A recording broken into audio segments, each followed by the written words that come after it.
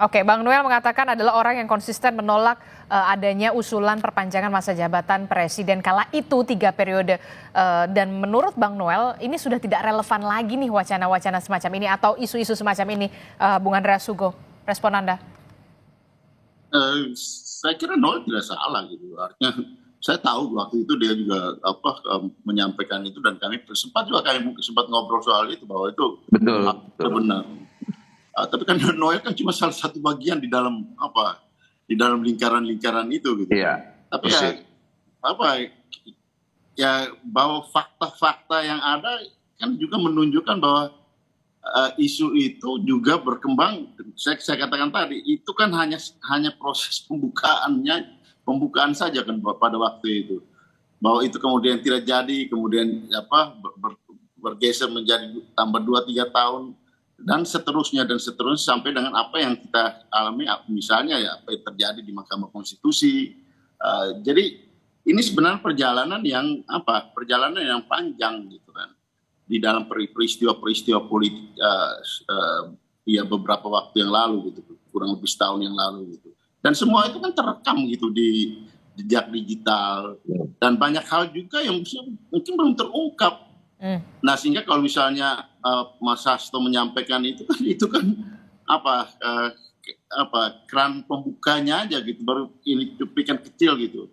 Mungkin ya, artinya saya juga belum ketemu lagi dengan Pak Hasto sejak sekian lama karena saya juga baru kembali dari liburan. Nah sehingga memang ya kalau mau bilang peristiwa ini, ada hal-hal yang terjadi di belakang ini kan saya kira banyak hal yang kita semua juga tahu gitu, dan banyak hal itu hal-hal tersebut menyangkut peristiwa yang penting di Republik ini gitu. Oke, jadi Anda tetap meyakini sebenarnya 3 periode ini memang usulan datang dari memang lingkaran terdekat Joko Widodo, Bung Andreas Hugo? Peristiwa itu kan bukan soal 3 periode aja. Tadi apa yang dibilang Bang Hugo itu ada peristiwa lain lagi terkait misalnya perpanjangan, extend. Ketiga itu sampai wacana Jokowi jadi wapres. Jadi ada 3 peristiwa politik. Bung Andre tahu sekali dan kita konsisten nolak.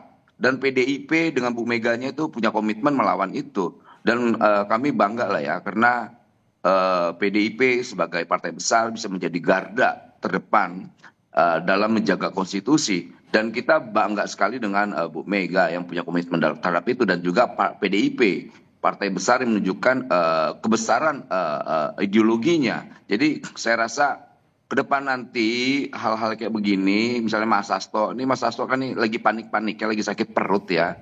Ketika di TSK kan, kemudian dia panik, kemudian dia nyerang-nyerang aja udah. Dia bikin orkestrasi, maksud saya gini, sudahlah. Orkestrasi ini hentikan, jangan seret-seret yang hal-hal yang tidak substansial, yang akhirnya malah membuat dia makin pusing. Gini, semua biasanya pejabat-pejabat partai ketika menjadi TSK itu teriak-teriak tuh, akan saya bongkar. Pas udah pakai baju oranye sakit perut tuh lupa. Udah fokus terhadap kasusnya aja. Jangan seret-seret partai besarnya, partai ideologis ini. Jangan seret-seret yang atasnya lagi Bu Mega, karena nanti orang akan ngebongkar. Apa sih kaitan Harun Masiku? Nanti akan orang menyampaikan, oh iya ada korelasi nggak dengan Hatta Ali? Oke.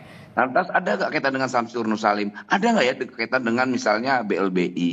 Ini akan kebuka semua nih, gitu. Kemudian nanti orang bilang ini, loh kok Hasto bicara tentang perjuangannya mirip kayak Bung Karno. Bung Karno bicara tentang ideologi. Bung Karno bicara tentang kemerdekaan bangsa ini. Tidak bicara tentang bagaimana orang yang sedang memperjuangkan posisinya untuk ke DPR sampai orangnya harus di PAW gitu loh. Dan ini kan lucu. Kita lihat Harun Masiku itu, harus lihat sejarahnya. Harun Masiku itu hanya punya suara 5.800 sekian. Dan di bawah-bawahnya itu masih ada yang lebih tinggi-tinggi lagi. Artinya apa? Yang diperjuangkan Hasto itu soal keadilan nggak ada, nol ngomong. Oke, Bung Noel.